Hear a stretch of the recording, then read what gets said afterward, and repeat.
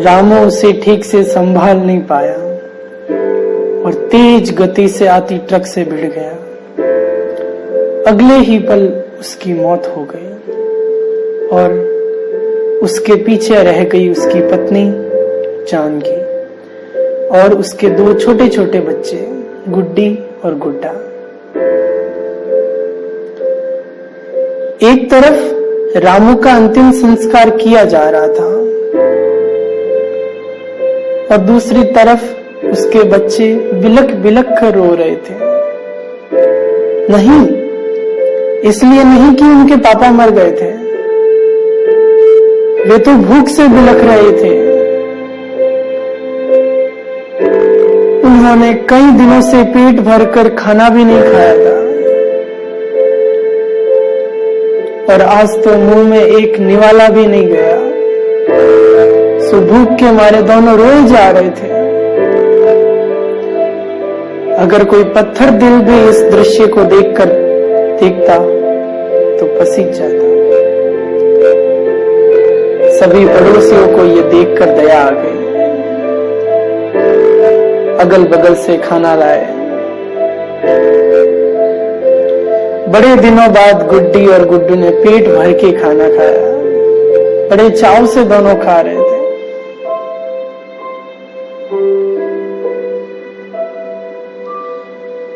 अजीब विरोधाभास था। एक तरफ तो रामू की मौत पर दुख व्यक्त कर रहे थे और वहीं दूसरी तरफ उसी के अपने बच्चे बहुत चाव से भोजन कर रहे थे। कुछ दिन बीते। जानकी ने अगले दिन इसी तरह से उधार लेकर और इधर उधर से मांगकर अपना और बच्चों का पेट पाला। लेकिन ये कब तक चलता? अब तो लोगों ने भी मदद करनी बंद कर दी थी। जानकी पागलों की तरह काम खोजने लगी। घर घर भटकती, लोगों से मन्नतें मांगती, साहब काम दे दो, साहब काम दे दो। परंतु तमाम कोशिशों के बावजूद भी उसे किसी ने काम नहीं दिया। जब वह थक कर घर लौटी तो बच्चे बड़ी उम्मीद से उसकी तरफ देख रहे थे। तभी गुड्डू बड़ी मासूम सी आवाज में बोला, माँ क्या लाई हो? जल्दी से कुछ खिला दो, बहुत भूख लगी है। माँ कुछ खिला दो। ये सुनते ही माँ रो पड़ी। तो बच्चे समझ गए कि माँ के पास कुछ नहीं है। पूरे घर में सन्नाटा पसरा गया। तभी गुड्डू की बहन गुड्डी बोली, माँ ये गुड्डू कब मरेगा? तो माँ ने डांटते हुए बोला, पागल हो गई है क्या? ऐसे क्या बोल रही है? तब गुड्डी ने कहा, माँ जब पापा मरे थे उस दिन भी हमें लोगों ने पेट भरकर खाना खिलाया था।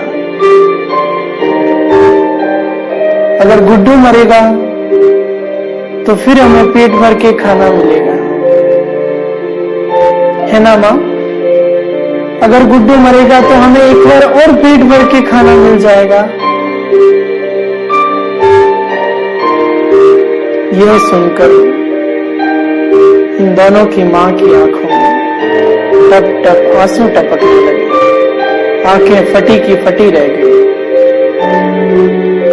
गुड्डी के लिए उसके पास कोई जवाब नहीं था।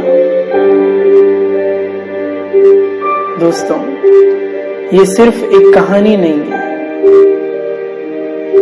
ये दुनिया के करोड़ों लोगों की हकीकत है। इस पर गौर कीजिए। जिस खाने को हम थाली में ऐसे ही छोड़ देते हैं, उसकी कीमत को समझिए। बचपन से हमें अन्न का आदर करना सिखाया जाता है, लेकिन चूंकि हमने कभी असल भूख नहीं देखी, इसलिए हम उसका आदर करना नहीं सीखते। एक दिन, बस एक दिन भूखा रहकर देखिए। आप एक दिन ही भूखा रहकर देखिए, आप करोड़ों लोगों का दर्द समझ जाएंगे। चलिए आज हम सब ये प्रण करें कि कभी भी अन्न का अपमान नहीं करेंगे, हम कभी भी खाना बर्बाद नहीं करेंगे, हम कभी भी होटल जाकर 2 लोगों के बीच 4 लोगों का खाना नहीं मंगवाएंगे। आइए हम ये कोशिश करें, अन्न को बचाएं और ऐसे लोगों तक पहुंचाने का प्रयास करें जिन्हें इसकी सचमुच जरूरत है, जो रात को भूखे सोते हो, जिनको 2 समय नहीं 1 समय का भी खाना नहीं मिलता हो। उनके लिए हमें यह महत्वपूर्ण कदम उठाना चाहिए। धन्यवाद।